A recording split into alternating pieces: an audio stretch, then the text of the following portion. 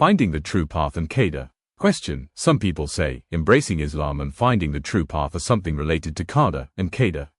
Since it is Allah who creates qada, why does He create other people unfortunate?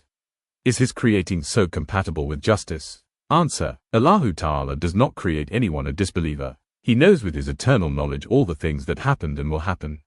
For example, He knows whether or not a certain disbeliever will remain a disbeliever forever.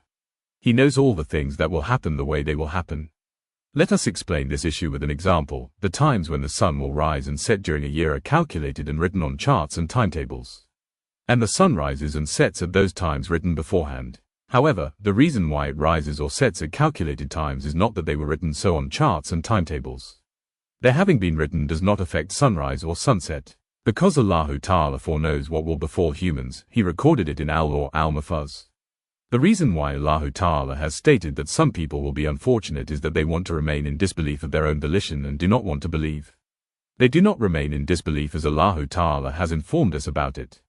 The Qur'an al-Karim says, what means, by Allahu Ta'ala, who gave the nafs good and evil, ability to obey and disobey, that is, the right to choose one of them, partial will, he who has purified his nafs and who has purged it of disbelief and disobedience has been saved.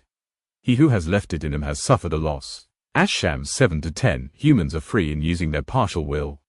They are not compelled. That is, if they use their partial will in goodness, Allahu Ta'ala creates goodness. If they spend it in evil, He creates evil. Humans use their partial will, and Allahu Ta'ala creates what they want. The pamphlet, Irada al-Juz'iyah. This means to say that He creates goodness for him who wills it, and that person is considered fortunate. He creates evil for him who wills it, and that person is considered unfortunate. There is no compulsion. In other words, Allahu Ta'ala does not force anyone to sin.